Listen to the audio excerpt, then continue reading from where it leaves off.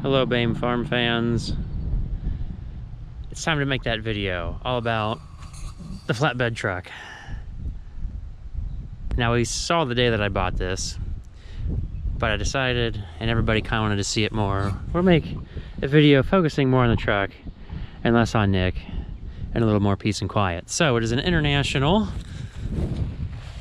4700 DT466E. Yeah, that lovely International straight six.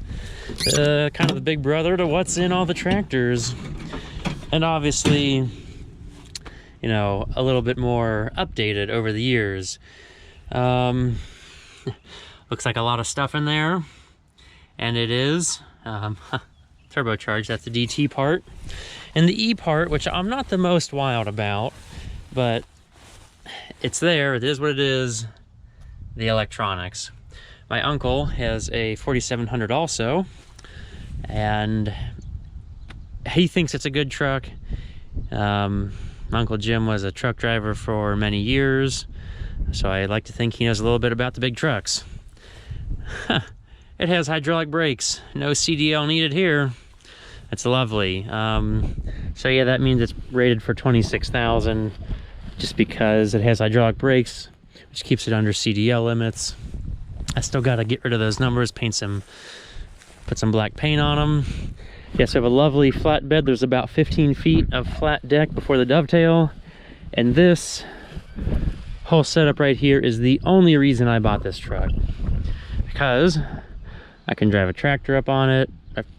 I brought the Ranger home on it. So there's that. That's... you know, that's why I bought it. Now I guess we might as well climb up here and take a look. These are some very big gaps. This is about like crossing a cattle guard, you know, gate opening. There's some big holes here. You can almost, I can stick my foot through it. Let's see how that works.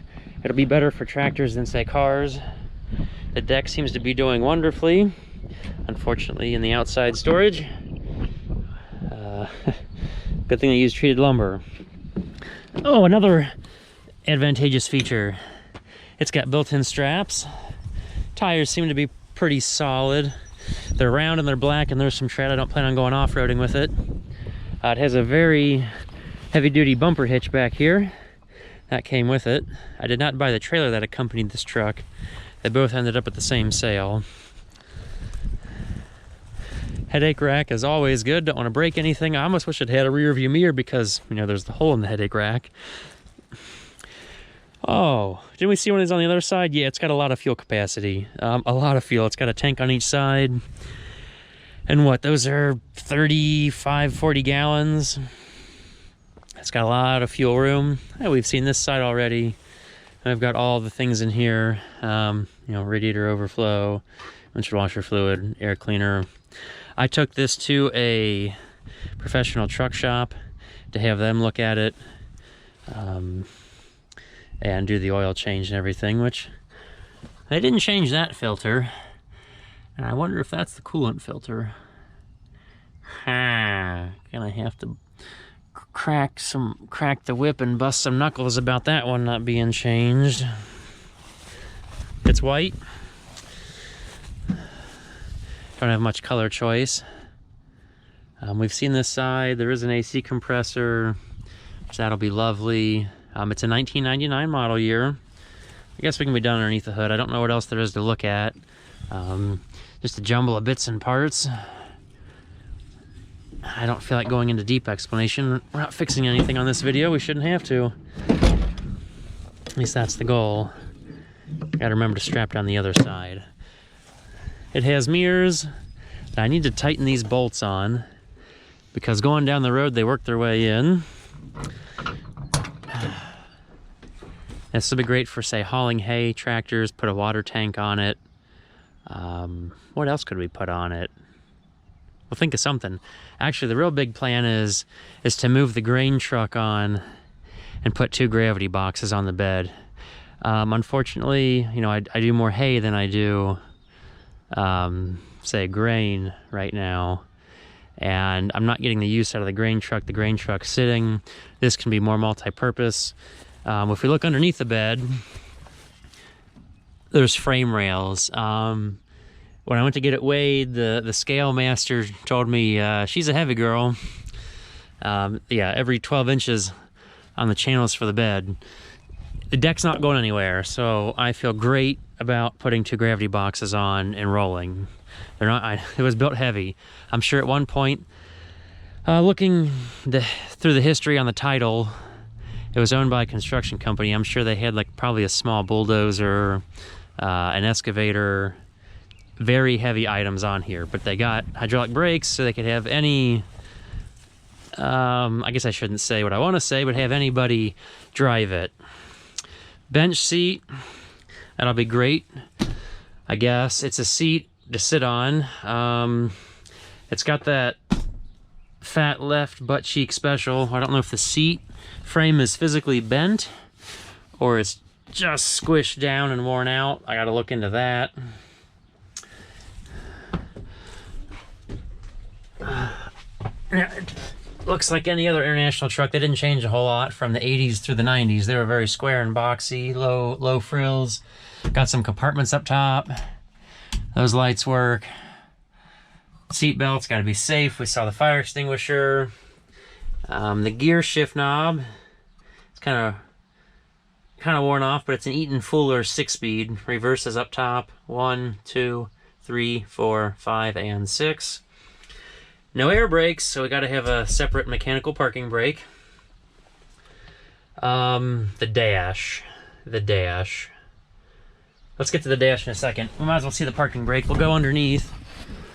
Oh, I crawled underneath this thing when I looked at it. The parking brake is way up here. Don't ask me why I came out here to the grass, but there was less junk in the background. That's the parking brake right there at the back of the transmission. Yep. And for the age, yeah, there's a little bit of oil seep here and there. The truck is 20 years old. At least it's newer than me for once.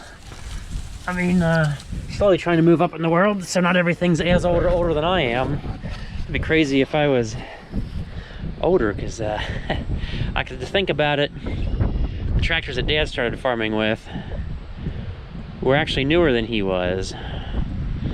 That's also been 30-something years ago.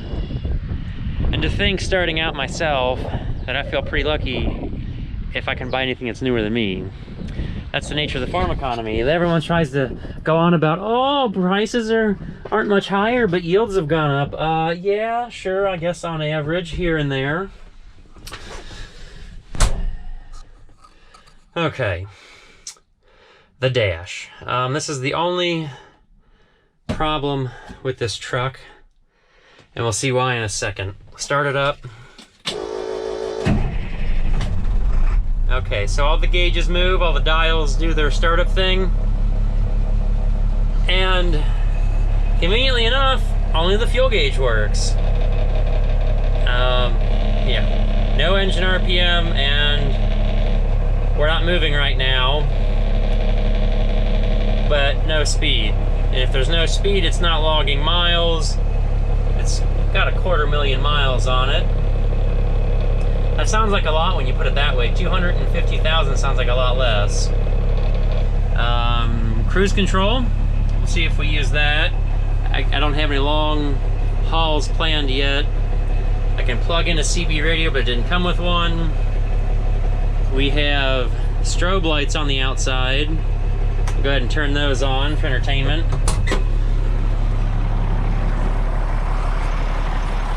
There they go, 1 strobe, 2 strobes. I don't have the headlights on, but we ended up getting 2 new headlights because one was burnt out and the other one was rusting apart. Oh, anything else about this truck? It's white, it's mine. Oh yeah, we took a little bit of time to make this video. I'll turn the strobes off, because there was a bit of a debacle with the title. I don't know why I'm backing up. We know it backs up. I got to figure out how to get out of here. Yes. For some reason, the previous owner, when they bought it, I think took out a loan, and the bank still had the title. And when I went to the title office, he gave me the wrong title after the sale. Waved to the neighbors. Gave me the wrong title at the sale, such that, well, I went to the title office and they wouldn't do anything for me because they said there was problems. Whew. I know we're gonna bottom out if I go out right here. I'm gonna have to keep turning around and head out the other way down this field. I just came down here just to show it off, but we can make a turn around. And I adjusted that mirror so we can't see anything. I gotta pull it in. Okay. Oh yeah. I feel like Mike Myers in that hallway and on that Austin Powers movie trying to turn around. I mean, I have plenty of space. I just don't want to get too far away from the road because I know after the inch of rain we had a couple days ago that I want to stay where it's high and dry, which happens to be by the road. Radio works. So that's a nice feature. But everything else we're kind of running blind on at the moment. So I got to look into the dash. If anybody knows anything about the dash, or you know what common problems are, talking to some of the truck dealers, you know, they say the dashes in these international trucks, well, they were a problem at times. So it's nothing new, nothing big, nothing unheard of.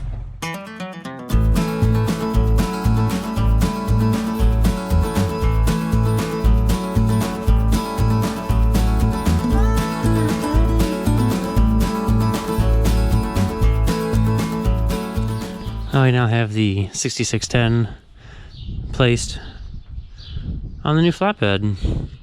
So a quick little explanation. I'll probably make a video once we get the tractor back. We just put on that aftermarket power steering.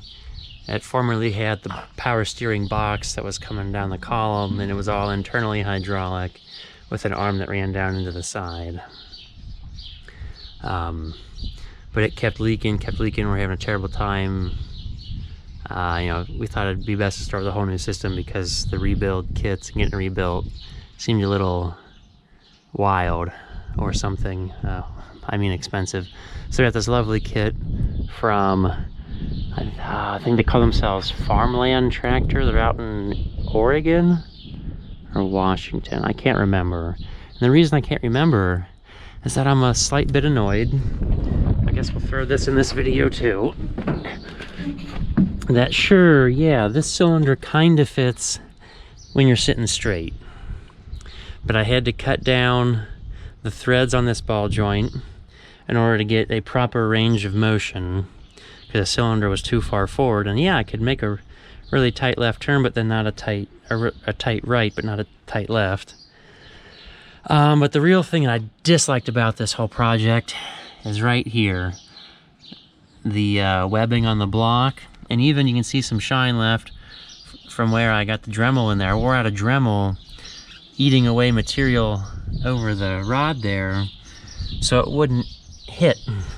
So I wonder how many folks have put these cylinders on and then they either take out these seals or crack the block right there because they just put it on and went with it. But this actually being straight would still interfere, I think. I actually didn't have to cut as much until I shortened the threads on the back ball joint there. So this may have actually worked pretty well if I'd made this correction first. I mean, I know it's aftermarket parts, and this is designed to fit anything from a 4000 up to the 6610. And man, I feel like I needed to make one more pass with the power washer. I did power wash this. It is much less black and greasy and a little more blue.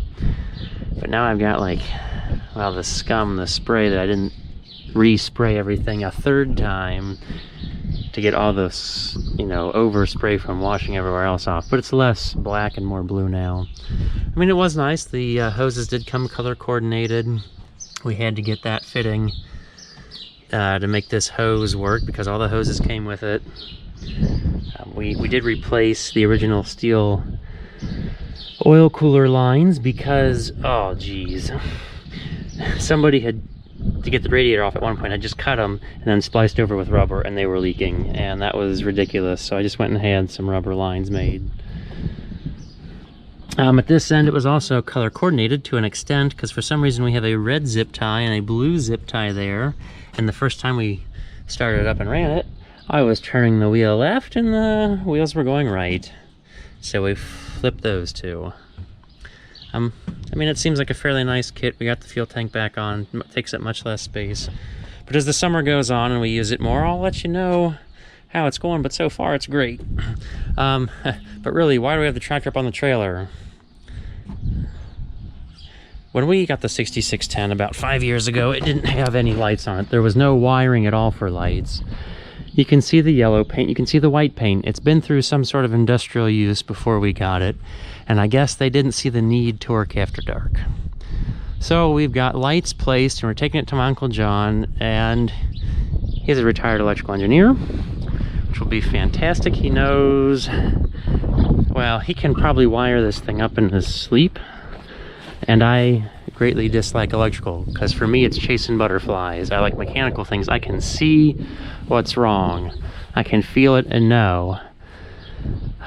With electrical, well, there's a lot more, I don't want to say guess and check, but you gotta get out your meter, and that drives me nuts that I cannot see or feel what is wrong. So yep, it's up here. That's that, and we'll, I guess we'll show off the 6610 when it comes back. But this is or will be a fun farming adventure. We'll catch you guys next time. Oh, if you watch this long, there's something sitting in the barn you might be able to see, you might not be able to. There's gonna be a video about that coming up. So catch you guys on the flip side.